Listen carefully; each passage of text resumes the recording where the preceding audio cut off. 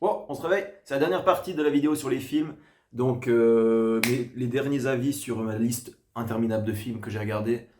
Et voilà, j'espère que ça vous plaira. Et puis que, voilà, encore plein de films aléatoires qui n'ont aucun lien entre eux, mais que j'ai vus. Donc, je vous partage mon avis, c'est tout.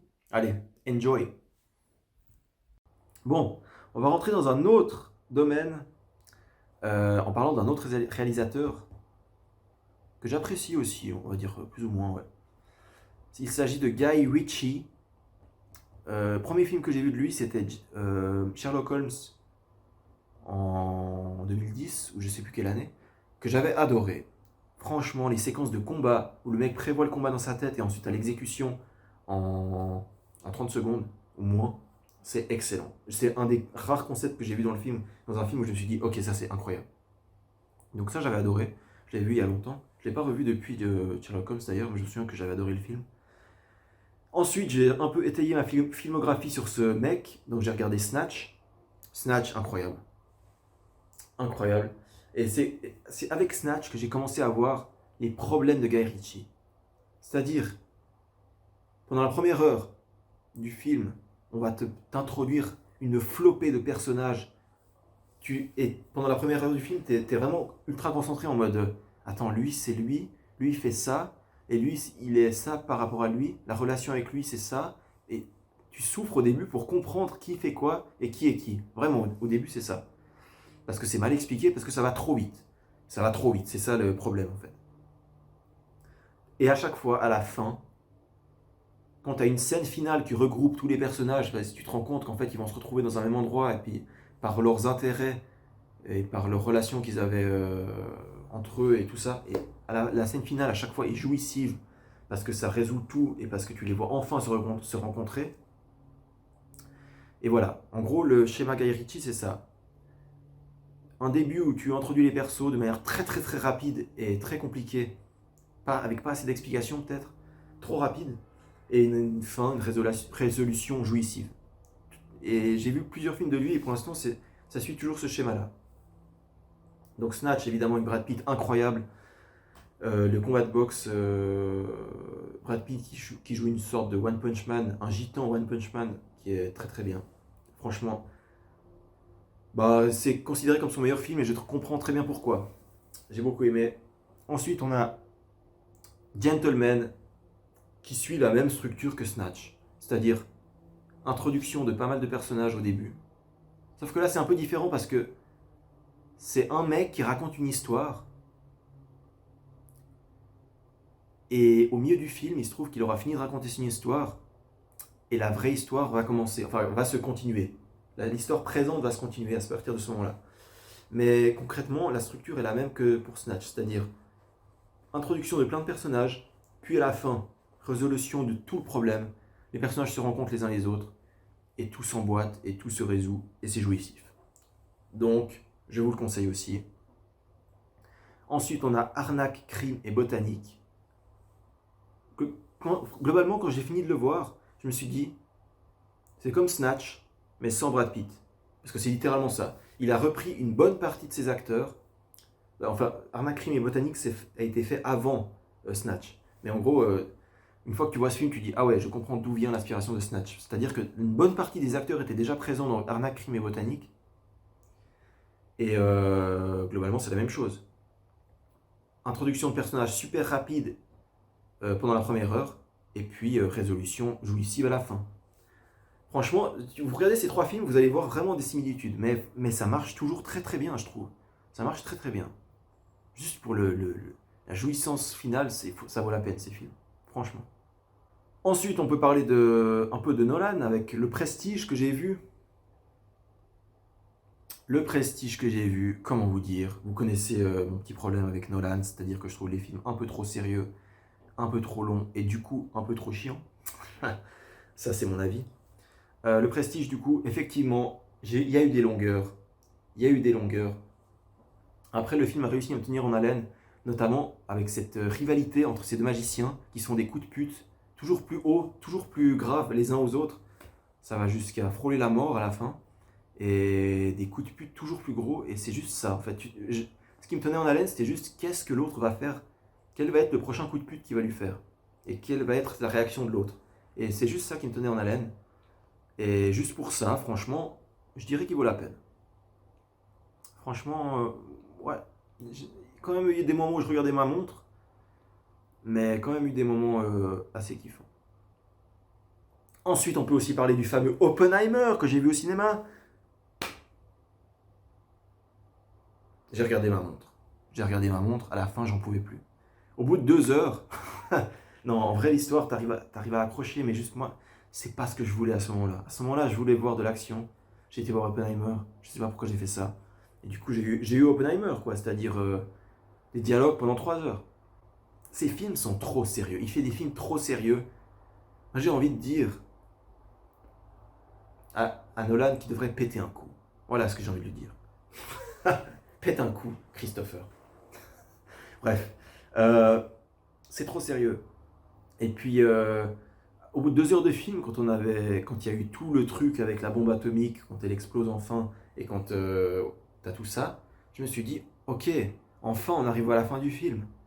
Sauf qu'il reste la dernière heure du procès. Et là, en fait, moi, j'en pouvais plus. Quand la dernière heure a commencé avec le procès, j'étais déjà au bout, tu vois. Je me suis juste fait chier pendant la dernière heure. Après, peut-être le film est pas si mal, mais c'est juste que peut-être j'étais pas dans les bonnes conditions et pas dans le bon état d'esprit pour aller le voir. Ça, c'est possible aussi.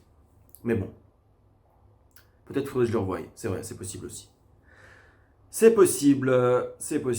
Mais bon, pour l'instant, Nolan, bof bof. J'avais regardé Inception à l'époque, j'avais bien aimé.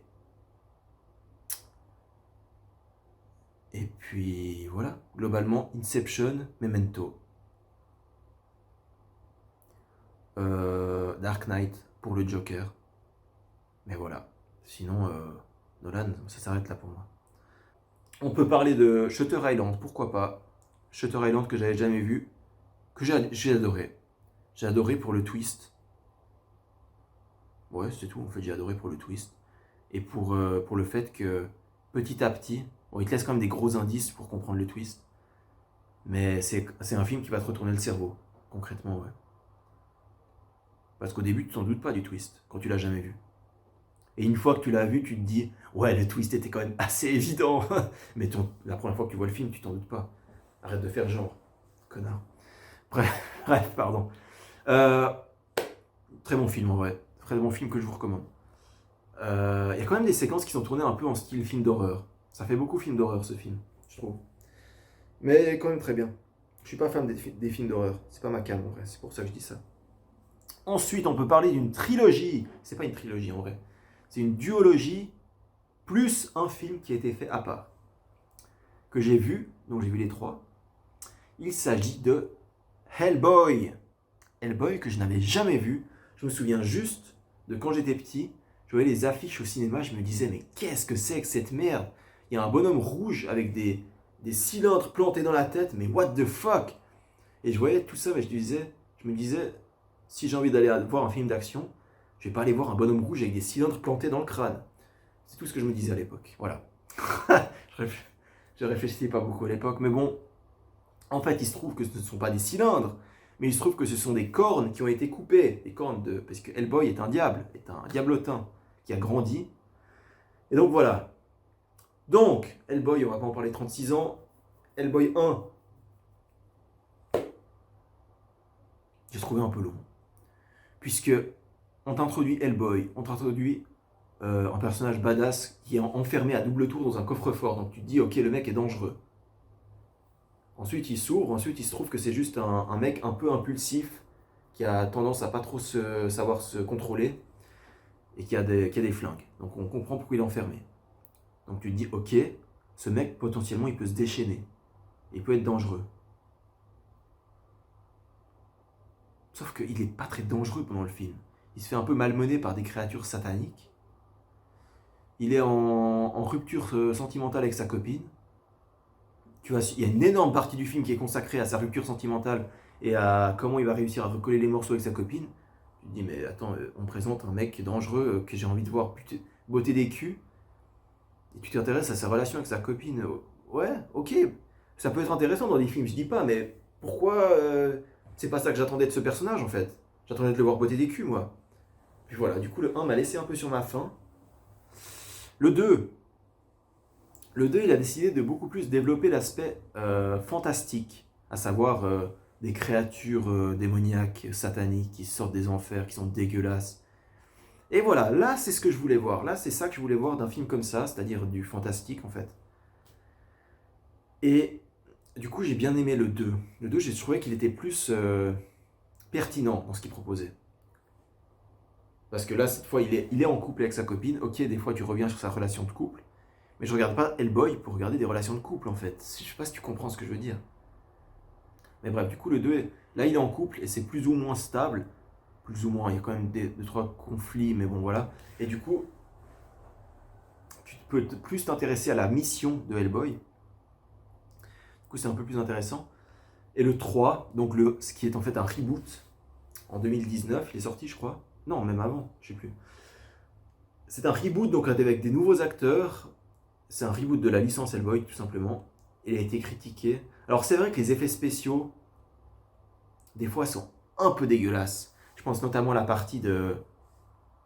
En fait, il y a une meuf qui a des pouvoirs.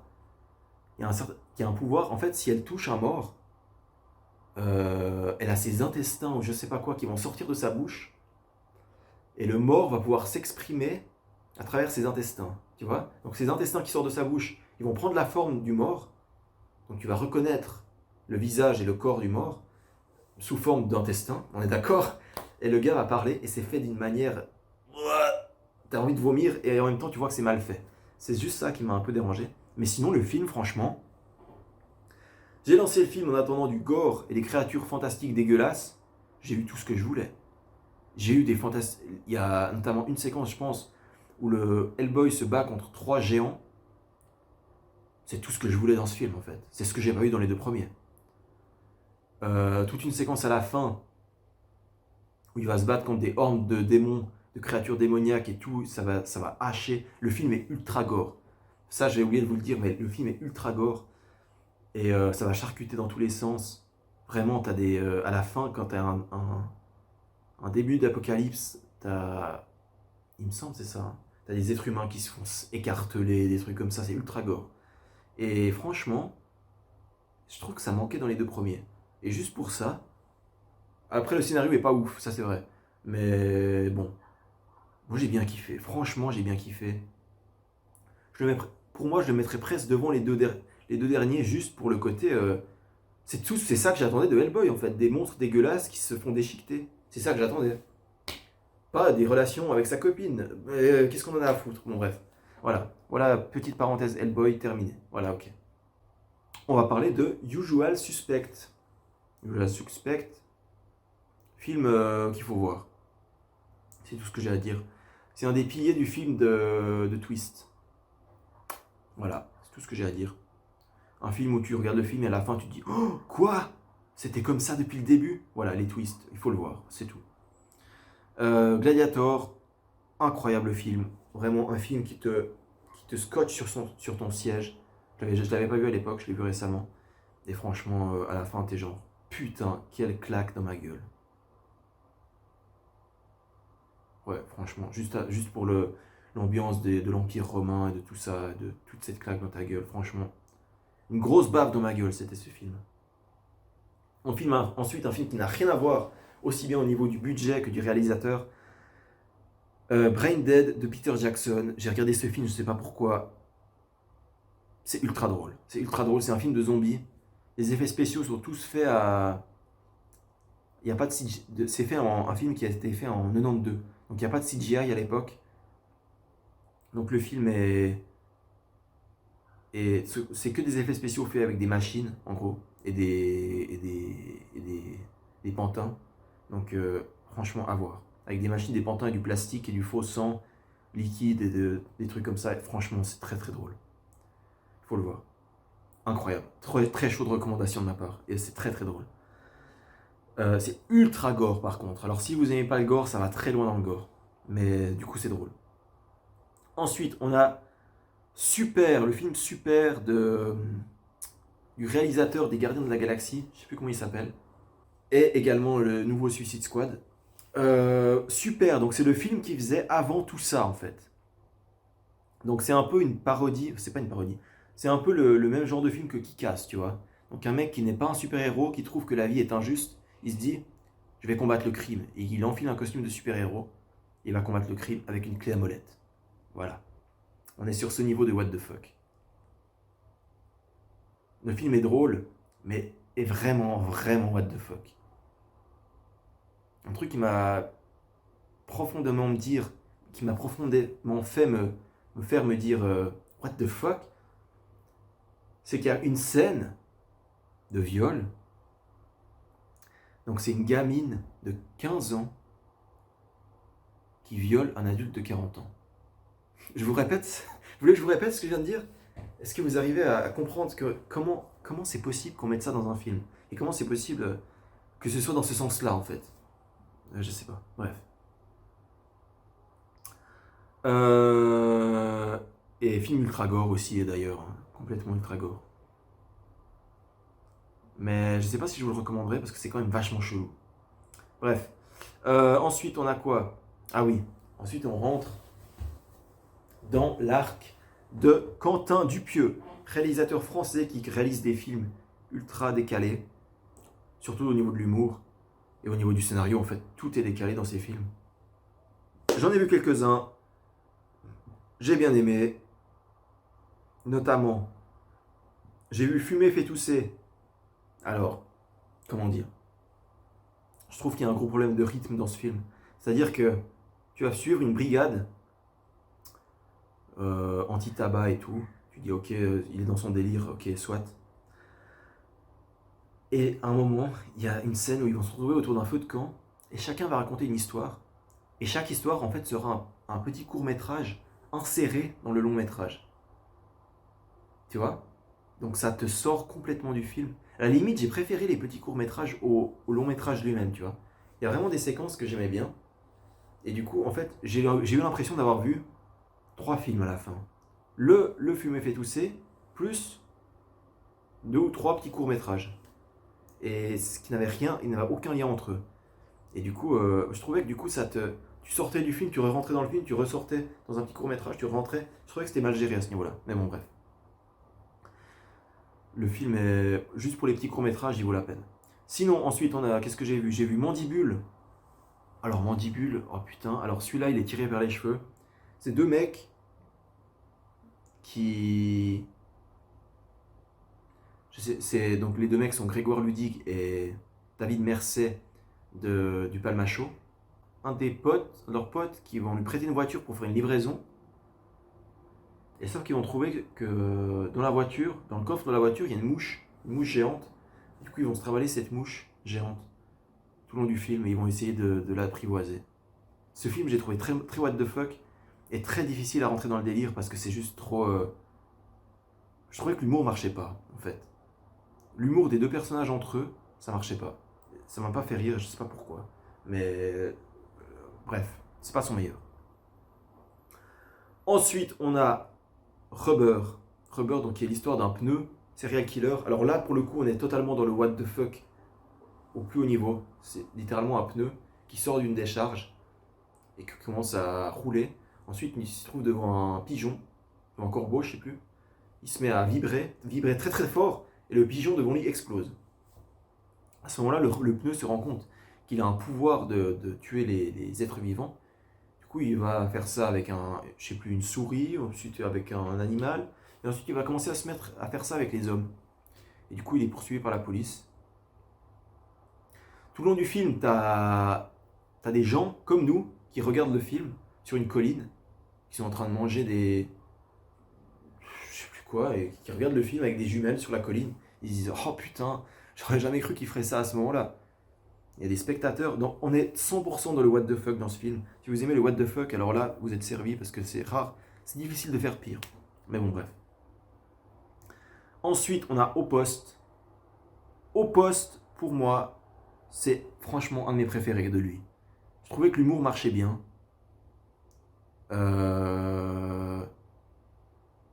C'est un des plus accessibles en termes d'humour parce que j'ai bien aimé. J'ai bien aimé Au Poste. Franchement, c'est avec Grégoire Ludig et comment il s'appelle, Benoît Poelvoorde, et je trouvais que ça marchait très très bien.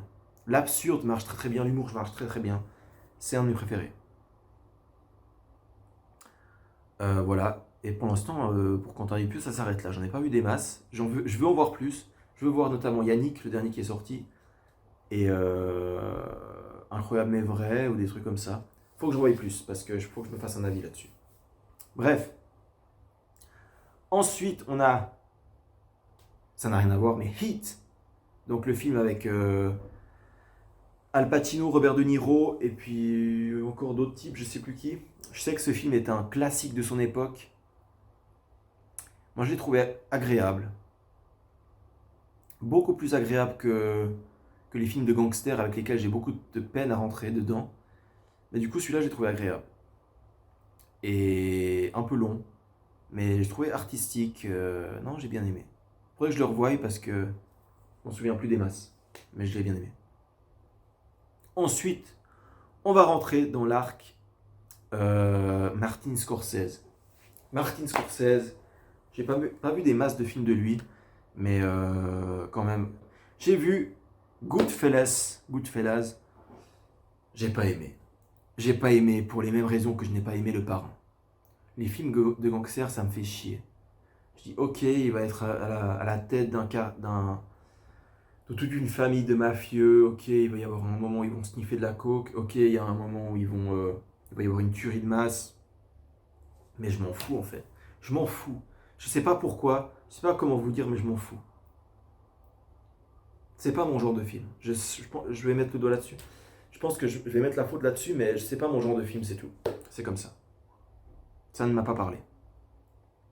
Je sais que c'est un affront ce que je suis en train de faire, mais c'est comme ça. Je n'ai pas aimé. Ensuite, on a Taxi Driver. Alors là, par contre, c'est un film qui me parle beaucoup plus, que j'ai beaucoup plus apprécié, et qui se laisse franchement apprécier. Même pour aujourd'hui, je l'ai vu en 2023, j'ai vraiment aimé. Donc franchement, rien à dire sur ce film, j'ai vraiment aimé. Faut le voir. Voilà, et puis je peux aussi vous parler de Killers of the Flower Moon que j'ai vu au cinéma. Et là aussi, j'ai bien aimé. Même s'il y a des aspects qui me faisaient penser aux films de mafieux, notamment avec tout le crime organisé et tout, bah là, je suis rentré dedans, je suis rentré dans le film. J'ai pas trouvé trop long. Bon, vers 2h30 de film, je commençais à me dire, ouais, c'est un peu long. Le film fait 3h30. Après, le film a raconté tout ce qu'il avait raconté, franchement. Le message est fort. Et franchement, ce film, j'ai bien aimé. Il fait partie des films de Scorsese que j'ai bien aimé. Voilà. Voilà, c'est un peu tout pour Scorsese. J'ai pas grand chose à dire de plus. Ensuite, un film qui est sorti l'année dernière, non, cette année, je crois. Sisu, film finlandais, qui est une sorte de John Wick finlandais à la campagne. Sympa. Film sympathique, il faut le voir. Pour se faire un avis. Il y a les codes de John Wick qui sont repris, c'est-à-dire la mystification du personnage, le fait que le mec ne peut pas mourir, mais là c'est un peu abusé, parce qu'il y a quand même des scènes où tu te dis, bon là il est mort, c'est fini. Non, il ressort, il se relève. Tu dis, non, là c'est un peu abusé, ce n'est pas possible dans la réalité. Il y a quand même des moments où... Un peu exagéré quand même. Hein. On me dit, ok, le mec est dans un état de désespoir tel qu'il refuse la mort, et que ça lui décuple ses forces, mais il faut pas pousser non plus. Là c'est un peu abusé. Mais sinon le film vaut la peine d'être vu, il est drôle. Enfin, il est drôle dans son absurde en fait. Ensuite, j'ai vu Whiplash, film de. Comment il s'appelle Damien Chazelle. Film intéressant qui parle de détermination, qui parle de jamais se décourager pour suivre ses rêves, quitte à tout encaisser. Là, il encaisse beaucoup quand même, le mec. Il doit rentrer dans un club de musique, il est batteur, il se fait cracher à la gueule par son coach. Il lui dit, t'es une merde, t'y arriveras jamais si tu continues comme ça, on voit que t'es une merde. Apparemment, je me suis trompé. Je pensais que t'étais bon, mais en fait, t'es juste une grosse merde, casse-toi. Et tu vois, il lui dit ça pour provoquer une réaction chez lui qui va se dire, je vais devoir travailler plus fort et revenir plus fort, tu vois. Mais il lui parle quand même comme de la grosse merde. Et à la fin est incroyable, parce qu'il y a un truc qui te fait, ah ouais, on a atteint ce moment. On a atteint ce moment. Et tu l'as atteint à la fin. Voilà, non, ce film, franchement, il faut le voir. C'est intéressant, mais il est très très très dur. Très très dur ce film. Franchement. Mais bon, bref, faut le voir. Film d'animation que j'ai vu récemment, Le Chapeauté 2. Je trouvais que le film essayait de faire comme Spider-Verse, comme Into the Spider-Verse en termes d'action et d'animation. Et que ça marche bien, effectivement. Mais après, l'univers Shrek, c'est trop what the fuck, ça part trop dans tous les sens en vrai. L'univers, je pense notamment à la fin.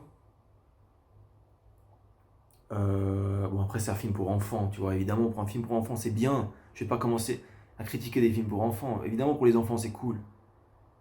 Donc voilà, si vous êtes un enfant, regardez-le, c'est cool. Voilà, je vais pas dire plus. Je vais pas commencer à critiquer un film pour enfants. Bref. Ensuite, on a quoi? Une comédie. Didier. J'ai vu le film Didier, donc Alain Chabat qui joue le chien. Bah, il faut le voir, c'est une très bonne comédie. Juste pour Alain Chabat qui joue le chien, juste pour le jeu d'acteur d'Alain Chabat qui joue le chien, quoi. Juste pour ça. C'est excellent. Franchement, c'est excellent. C'est très très décalé, mais c'est excellent. Ensuite, qu'est-ce qu'on a? J'ai vu Austin Power avec des potes. Bon, voilà, film qui a marqué son époque. Enfin, nanar assumé de son époque. C'est marrant. J'ai pas passé un mauvais moment, franchement, c'était drôle. Voilà, faut le voir aussi. On peut finir avec une petite comédie. Tag. Tag qui est tiré d'une histoire vraie, aussi étonnant que ça puisse paraître. C'est l'histoire de 4 quadragénaires qui se connaissent depuis l'école maternelle. Et en gros, un mois par année, ils jouent au jeu du loup. Sauf qu'en anglais, ça s'appelle tag. Tu sais, tu touches quelqu'un, toi t'es le loup. Ensuite, ce loup doit toucher quelqu'un d'autre. Ah, toi t'es le loup. Ensuite, tu dois toucher quelqu'un d'autre. Voilà, ils jouent à ça une fois par mois, un mois dans l'année, pardon. Et le film commence quand il y a un mec qui se fait passer pour un sanitaire dans des bureaux pour un nettoyeur de vitres. Il se fait engager comme nettoyeur de vitres dans une entreprise, juste pour pouvoir rentrer dans le bâtiment, pour pouvoir y accéder à son pote, et le taper sur l'épaule et lui dire c'est toi le loup. C'est le début du mois, on a commencé, c'est toi le loup. Et puis voilà, tout le long du film, c'est what the fuck comme ça. Franchement, le film est drôle. Le film est drôle et je pense qu'il vaut la peine. En fait, l'histoire, c'est qu'il y en a un des 4, je sais plus s'ils sont 4 ou 5. Il y en a un des 4 qui n'a jamais été touché et donc qui n'a jamais été le loup. Et l'objectif de cette année-là, du film, c'est de réussir à le toucher. Et du coup, voilà, ils mettent en place des stratagèmes pour enfin le toucher. Il y a des séquences d'action, mais vraiment ultra action, parce que le mec qui se fait pas toucher, il esquive tout, tu vois. Donc tu as des scènes au ralenti où il va esquiver les mains pour essayer de le toucher. C'est what the fuck, mais ça marche bien, ça marche très très bien. La comédie marche bien. Et puis voilà, je pense qu'on a fini. Je pense qu'on a fait le tour. J'ai pas grand chose à vous dire de plus.